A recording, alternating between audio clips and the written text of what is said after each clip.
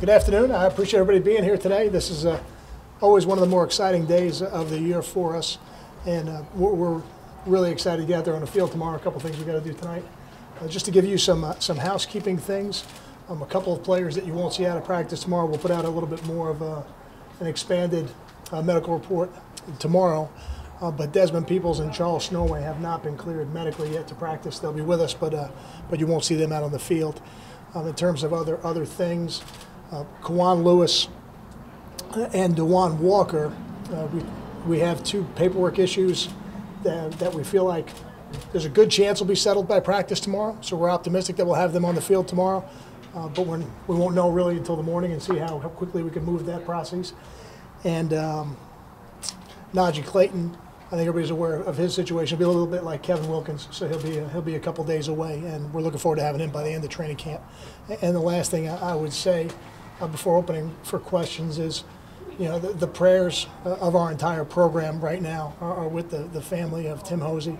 Doc Hosey's been with Rutgers for over 30 years, and I've got to know him on a personal level over the last 11 seasons, and somebody who cared a lot about our program, cared a lot about our players in this community, and it was a shock to all of us to hear of his passing over the weekend. He's obviously been on the sideline a lot. I mean, how much did he love Rutgers football? Tim was a part of our family, part of our program, and really helped heal a lot of our players over the years. Somebody who gave his time very generously to this program. What will be your message when you meet the players tonight? What was your one overarching theme of the training camp? It's time for us to get to work.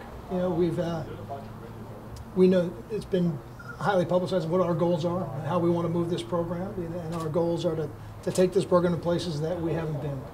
Over the last 3 years, we've won the first conference championship. We've won the first Lambert Cup. We've continued to go to bowl games. Now we want to go to New Year's Day bowl games, Eastern Division championships, Final Four appearances, national championships. Those are the places this program hasn't been, and places that we're building towards, and I know those are the goals of the team.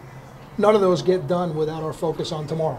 And our focus will be completely on tomorrow and being 1-0 tomorrow, and that'll be the process. So now we'll go from an off-season of setting goals and a lot of hard work to really the day-to-day process of building a football team.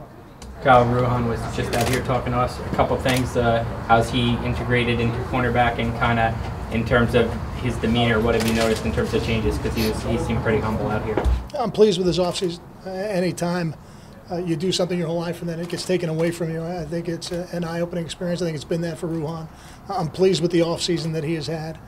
I'm pleased with what he's been able to do so far. We've been a little bit limited in what we've been able to do with him. At defensive back, you can do a little more than maybe some of the other positions. Ball isn't always required, but until you put the football out there, you don't really know. But I think he's done a good job so far, and tomorrow will be the real test. Any position changes expected that we'll see tomorrow? We had talked a little bit about Charles Snowway possibly going to defense. We worked with him a little bit this summer doing that. But now with his status, really, that's not going to be an issue, so I don't anticipate any others. And how about Quanzel? Is he going to stay inside or is he back to end? Quanzel gives us a lot of flexibility. I don't know. I think he'll practice in all those places this training camp. Coach, are you going to keep Chaffee at safety, corner?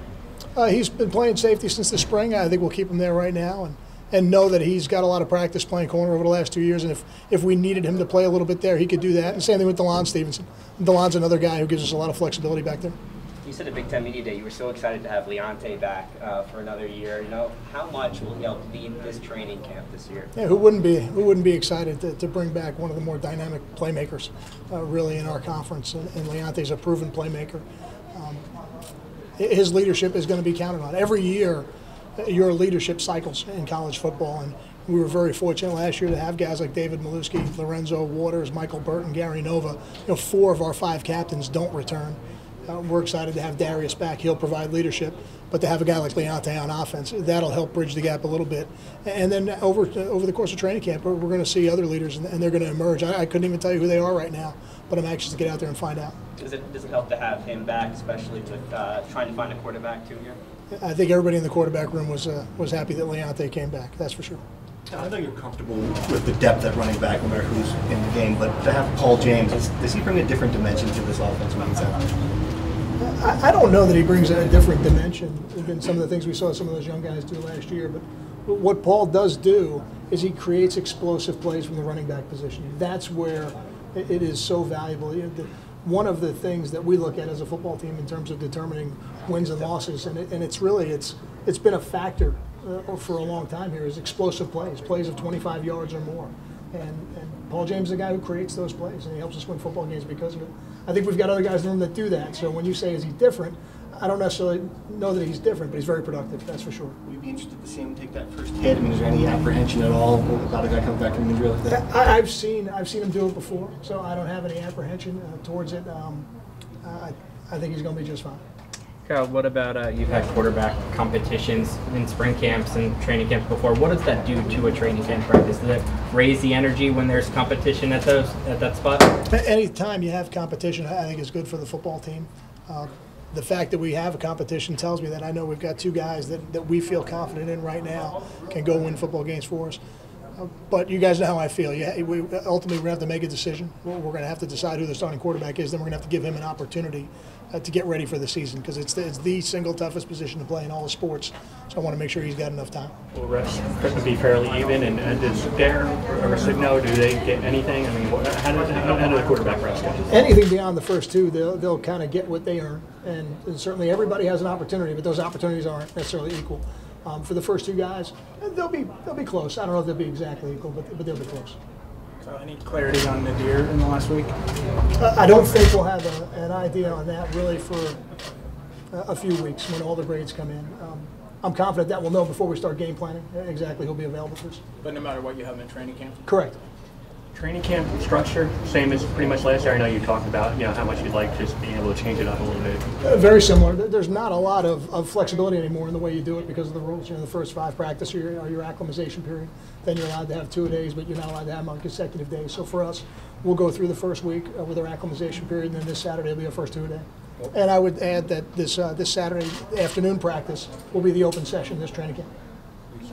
Fire up the Twitter. Thank you. Hey, I appreciate everybody coming out today. Thank you.